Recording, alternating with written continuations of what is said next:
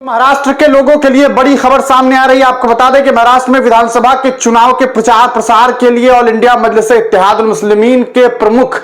सदर बैरिस्टर असदुद्दीन ओवैसी महाराष्ट्र पहुंच रहे हैं। जी हां, ये बड़ी खबर जो है वो ऑल इंडिया मजलिस इत्तेहादुल मुस्लिमीन के हैंडल से साझा की गई है, जिसमें ये बातें साफ तौर पर कही गई है कि असदुद्दीन ओवैसी 5 नवंबर को महाराष्ट्र के धूले पहुंच रहे हैं। जी हां, और वहां पहुंच करके अपने कैंडिडेट के लिए प्रचार प्रसार शुरू करने वाले हैं। तो ये बड़ी खबर महाराष्ट्र से आ रही है। आपको बता दें कि असदुद्दीन ओवैसी महाराष्ट्र पहुंच रहे हैं। आप बखूबी जानते हैं कि इस बार 288 विधानसभा क्षेत्र के 16 विधानसभा क्षेत्र पर एआईएमआईएम ने अपने प्रत्याशी को उतार दिया है और वो लोग बेहद ही मजबूती के साथ इस बार चुनावी मैदान में देखने को मिल रहे हैं। उम्मीद ये की जा रही है कि इस बार अच्छे खासे जो इनके कह सकते हैं कैंडिडेट हैं वो चुनाव जीतेंगे और आने वाले रिजल्ट में जो कह सकता है जो मुख्यमंत्री जो लोग भी बनेंगे उनको बनाने में, उनको संवारने में इनकी भी एक अहम भूमिका हो सकती है अगर जनता इन्हें चुनती है। भले यह आंकड़ा सिर्फ 16 है, अगर इसमें से इनके आधे कैंडिडेट भी चुनाव जीत जाते हैं तो यह सीधे तौर पर महाराष्ट्र की राजनीति में एक नया भूचाल होगा और यह बात कही जा सकती है कि आने वाले जो गठबंधन होगा उसके समीकरण को बिगाड़ने और उसको बनाने में असदुद्दीन ओवैसी की पार्टी का अहम योगदान हो सकता है। आप जानते हैं कि किस तरह से पिछली बार जब लोकसभा का चुनाव हुआ उस वक्त ऑल इंडिया मजलिस इत्तेहादुल मुस्लिमीन को बड़ा झटका मिला। औरंगाबाद के सांसद इम्तियाज जलील जो है वो चुनाव हार गए और तीसरे नंबर पर है। बाद में पता चला कि उनको हराने में गैरों ने जितना अहम रोल अदा किया उतना ज्यादा और उतनी मजबूती के साथ अपने लोगों ने भी इन्हें हराने की तमाम कोशिशें की थी। और इस बार औरंगाबाद के ईस्ट यानी कि औरंगाबाद ईस्ट जो कि औरंगाबाद पूर्वी के नाम से जाना जाता है उस क्षेत्र से जो है वो इम्तियाज जलील साहब विधायकी लड़ रहे हैं यानी कि एमएलए के कैंडिडेट हैं। और इस बार ये उम्मीद जताई जा रही है कि वो जब चुनाव जीतेंगे तो फिर एक बार जैसा कि आपने देखा था कि 2014 में किस तरह से उन्होंने विधानसभा चुनाव जीता और फिर उसके बाद उन्होंने लोकसभा का चुनाव लड़ा 2019 में और फिर वो लोकसभा के मेंबर बनकर के रुकन बनकर के जो है वो सदन में पहुंचे, लेकिन 24 में हार गए। लेकिन एक बार फिर 24 में वो विधायकी लड़ने जा रहे हैं और उम्मीद की जा रही है कि एक बार फिर 2014 वाला रिजल्ट जो है वो सामने आएगा। इसका अंदाजा आप इस बात से लगा सकते हैं कि इसी चीज के डर की वजह से औरंगाबाद सेंट्रल से जो उद्धव बाल ठाकरे यानी कि इंडिया महागठबंधन के जो कैंडिडेट हैं उन्होंने अपना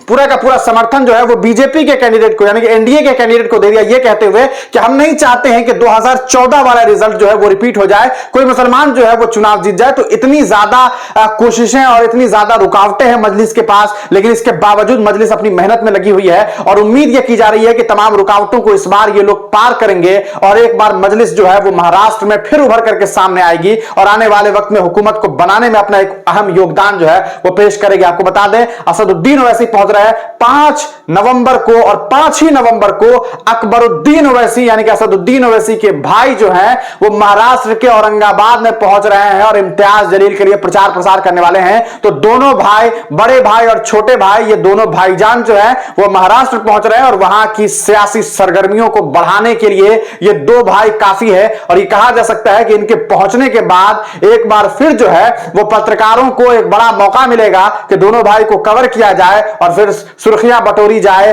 कि इन दोनों भाइयों ने यह बयान दिया और उस बयान में कोई विवादित बोल को ढूंढ तलाश करके टीआरपी गेन किया जाए। यह हमेशा होता है और इस बार भी ऐसी उम्मीद जताई जा रही है। एक तस्वीर ऑल इंडिया मजलिस इत्तेहादुल मुस्लिमीन की तरफ से साझा की गई है जिसमें आप देख सकते हैं कि धूले के प्रत्याशी के साथ साथ यहां पर ऑल इंडिया मजलिस इत्तेहादुल मुस्लिमीन आ रहा हूं महाराष्ट्र विशाल जनसभा धूले बैरिस्टर असदुद्दीन ओवैसी 5 नवंबर 2024।